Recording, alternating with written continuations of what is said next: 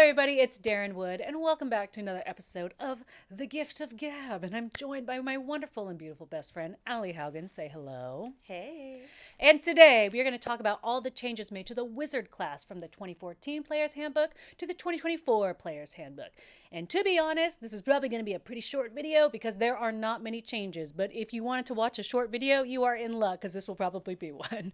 But diving right in, I mean, first thing I just kind of want to point out, the overall design of the pages, way better, and going back and reflecting and comparing the books side by side, it made it abundantly clear that one of the major changes they made in the 2024 Player's Handbook is that it is way easier to read and way more organized. And that is most apparent looking at the Wizard class section. Absolutely. Simplified, clarified, organized. Easy to read. We've mentioned before that looking back on the 2014 D&D handbook, oh my gosh, it was a bit chaotic reading through it. And then when you compare it side to side to the new Player's Handbook, it's just so much nicer on the eyes and the brain.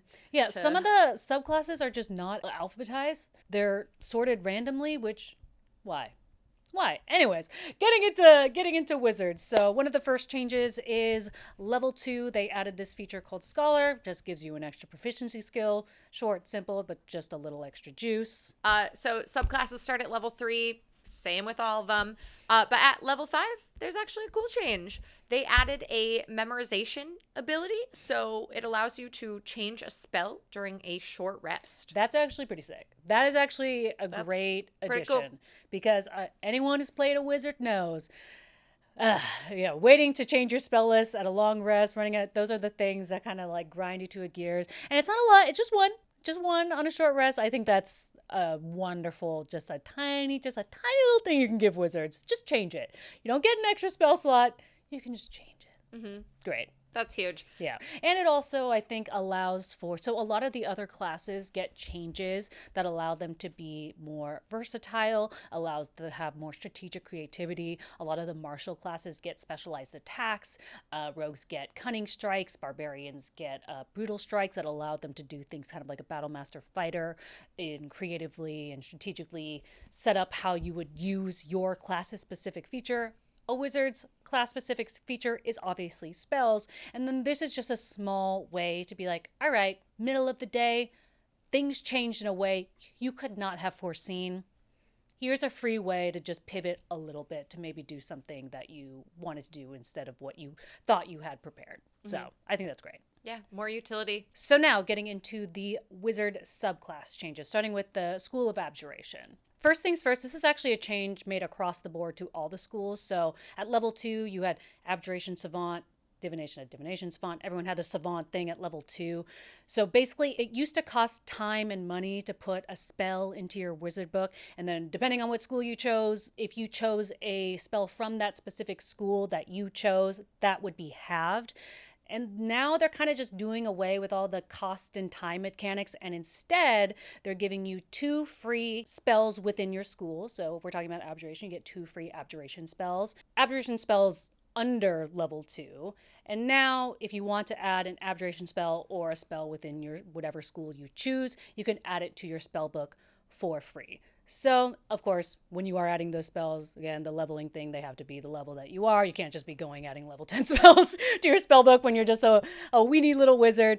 But I think in general, they're just trying, they do this a lot in the 2024 Player's Handbook. Anything that requires a more diligent, clunky eye on money, time, challenge rating, anything like that requires a very, very detailed and, sometimes exhausting prep for a DM has kind of been taken away and make it more easier to use. So instead of trying to track how much things cost, track how much money you have, track how much time you spent, they just make it simpler for you to ingest it into your spellbook. I think that's great because then it kind of puts that option. If people are really enjoying that mechanic of D&D, they can use that. Yeah. They can have, if a DM really does want to look at material cost and time and gold cost, you can absolutely do that. But if people aren't loving it, it's taking a lot of the pressure off of, especially wizards being a class that was really expensive to the party. If you're following all of that, I mean, I've been pretty lucky where a lot of the DMs that I play with don't hold you accountable to that because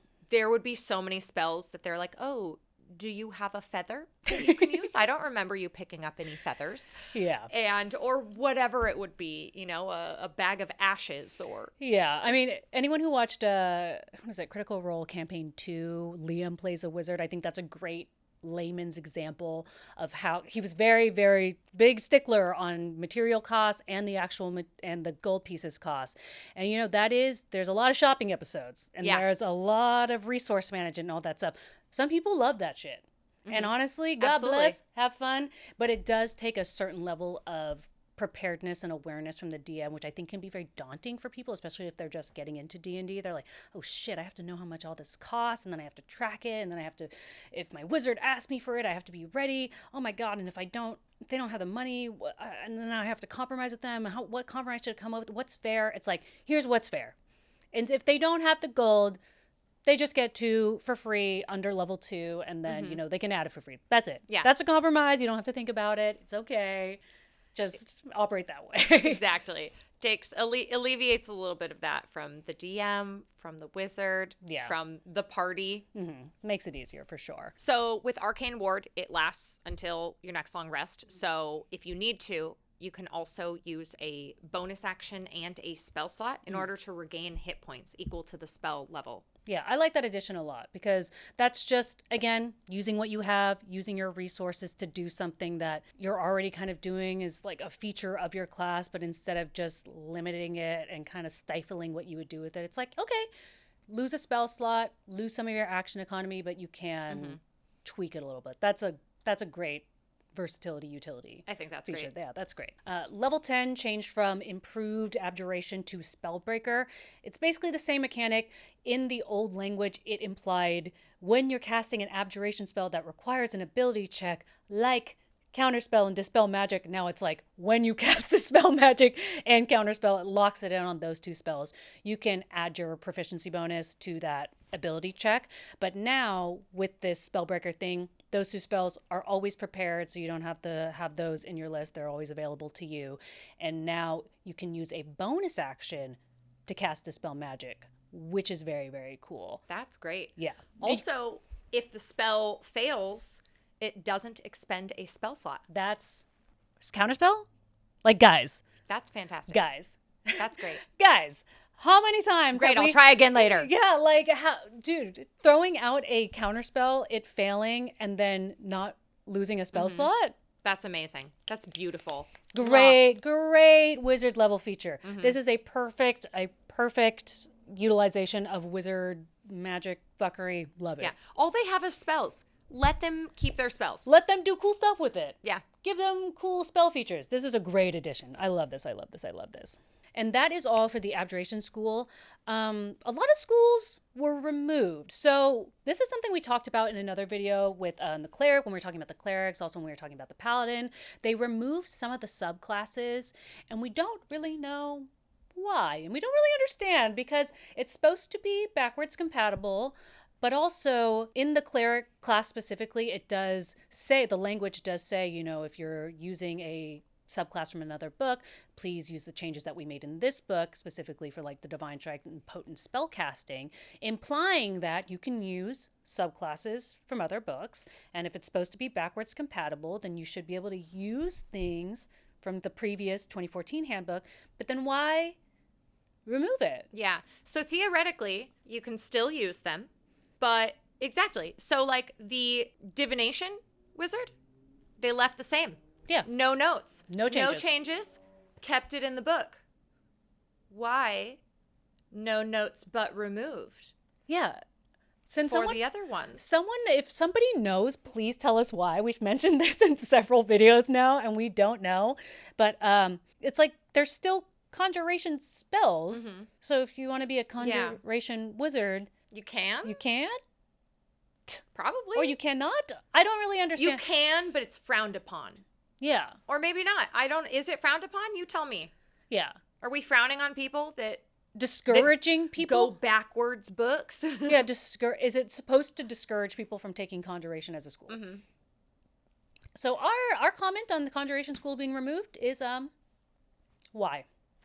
But also we did look at the Conjuration spell list and we're like, this is a very random list of spells. When we were first looking into this, we're like, let's Very summoner. Yeah, we were like pulling up the Conjuration spell list and we're like, it's a little random. I'm not gonna lie, I probably would never choose this, but why can't I? Some Conjuration spells are some of my favorites. I mean, Yeah.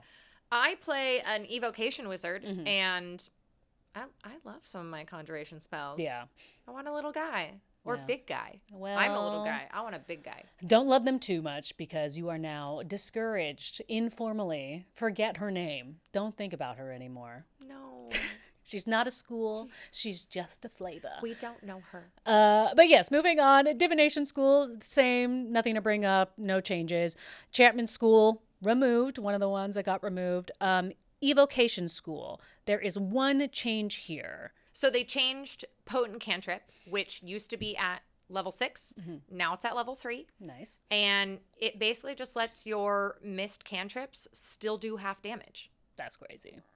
Also, I realized that I play an Evocation wizard that we play the old version. So not level 3 do I have this, but we're level 10? Yeah. We're level 10. Well past level 6. I haven't been using this. I forgot that I had this. You know, this has been a wonderful thing about going through these books I read and the reading book all now. these changes. We were reading it and it was hilarious.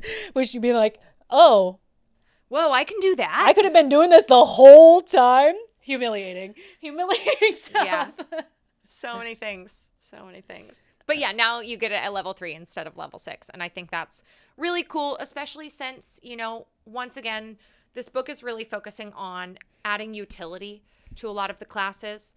And Wizards' thing is spells. Spells are what wizards do. Wizards are not normally out there bonking people. They're squishy. They're squishy and they do spells. Yeah, when you're throwing out those fire bolts and you don't hit and it's literally all you have left, being able to say, hey, I hit him for 2 damage. Let him have it. Just let them have it. Moving on to the illusion school. So now they have an improved minor illusion. You can now cast this as a bonus action. Great change. Wonderful. Simple. Used to be a full action. Now it's a bonus action. Level 6, you used to be able to change an illusion while it was up and running. But now, so we've seen this as a theme in quite a few of the subclasses, is they're giving everyone little guys. Yeah, the new 2024 Player's Handbook is rife with little guys in the features. You'll see it. We'll talk about it in a lot of other videos. Lots of subclasses get little guys. But this is movement and little guys. Yeah, movement, teleportation, lil guys. So this is Wizard's lil guys spell. Yeah, so now you get phantasmal creatures. So you always have the summon beast or fae spell prepared. And basically you can choose to make it an illusion if you would like. So you can summon them as their real summoning or as an illusion. And if you do choose to do an illusion, it halves the hit points, but it doesn't cost you a spell slot. Ooh, that's a really nice touch to it because this is the illusion school. After all. So, it's supposed to be playing around with illusions. That's a funky spell. I think that's great. That is a funky spell. You summon your creature or save the spell slot and you get an illusion creature. And it's a little bit nerfed. So it's like you can save the spell slot. That creature is going to die faster. But that's a great trade-off. That's a fucking great trade-off. Like, have a little guy, use that little guy. Yeah, and then you save the spell slot, but you still get a little something. That is a great wizard spell feature. Again, wizards, they have their spells. Things should be added to improve the utility and the versatility of those spells. I love this. I think that's great. I think that's really fun. Yeah, super, super sick. And then, like the other ones, that's all for illusion. Necromancy school, removed. Transmutation, removed. Why? We don't know why. But other than that, that is the end of the wizard spell changes. So not a lot, but the ones that were added, I think were all really good. I don't think there was anything in the wizard changes that I really turned my nose up at. I thought it was a great way to expand their versatility. Thought it was a good way for good things to make them have more fun when they're playing. All around. Yeah. Good. No notes from me. Well, just questions. Questions. Why for the removals? Curiosities. But that is all for the wizard changes. Thank you so much for watching. If you like this video, we're doing this for every single class, so check them out, and we will see you next time. Bye. See ya.